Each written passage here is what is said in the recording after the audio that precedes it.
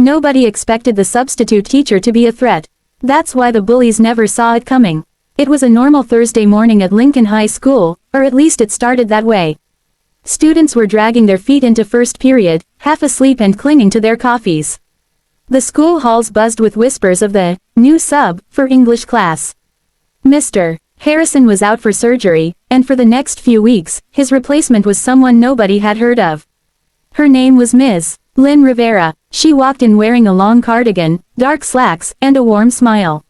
She looked young, maybe in her late 20s, but there was something composed about her. She spoke softly, moved deliberately, and greeted every student at the door as if they mattered. For most of the class, that was strange, not bad, just unusual. But not everyone was impressed. Sitting in the back row were 3 students everyone knew by name: Brandon, Jace, and Malik.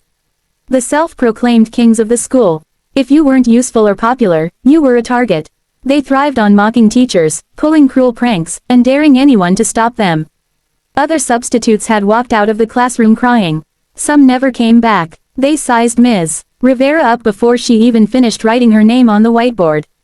Miss Rivera, Jace drawled out loud, slouching in his chair. That's Spanish. Brandon chuckled. Hope you're not gonna make us read in English and Spanish. My brain doesn't do bilingual before 10 a.m. Laughter rippled through the back of the class. Ms. Rivera turned, smiled gently, and said, "Don't worry. We'll stick to English, for now." That subtle answer made a few students raise their eyebrows. But the bullies only grew bolder.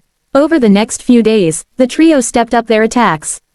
Malik would throw crumpled paper when Ms. Rivera turned to write. Jace would play loud music under his hoodie. Brandon mocked her accent any chance he got, even when she barely had one. Students watched silently, afraid to step in. That was the rule: stay out of the way, and they won't come after you next. Ms. Rivera never retaliated. She calmly asked for phones to be put away, gently moved past disruptions, and always remained composed. It frustrated the bullies. They wanted a reaction: tears, anger, shouting. They wanted her to break. But she wouldn't give them the satisfaction. Then came the incident. It was the 3rd week. Ms. Rivera walked in carrying a stack of essays, her eyes tired but kind. She had stayed late the night before grading them, writing personal feedback on each one. She believed in her students, even the ones who didn't believe in themselves. But Brandon didn't care about essays.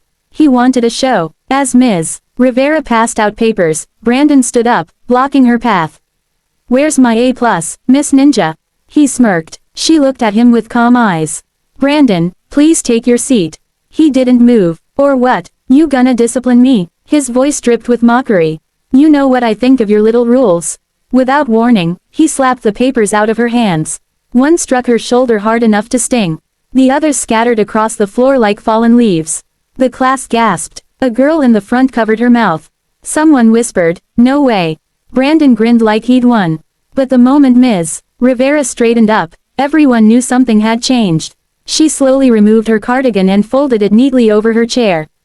Beneath it, her arms were lean, defined, not bulky, but clearly trained.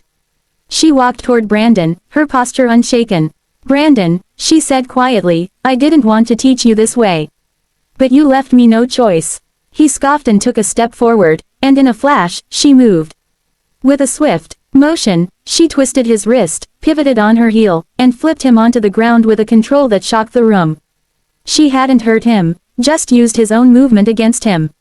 He lay there blinking, stunned. Before he could get up, Jace and Malik jumped from their seats, rushing toward her. What happened next looked like something out of a movie. Ms. Rivera dodged Malik's wild swing with a fluid sidestep, guiding him forward until he stumbled onto a desk.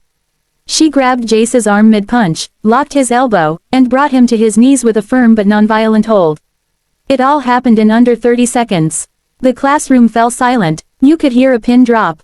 Every student sat frozen, jaws slack, eyes wide. Ms. Rivera let go and backed away. No one else moved. "I have a black belt in jiu-jitsu," she said softly. "I've trained in multiple martial arts since I was a teenager. I don't use it to hurt people. I use it to protect myself, and others." Brandon struggled to his feet, still stunned.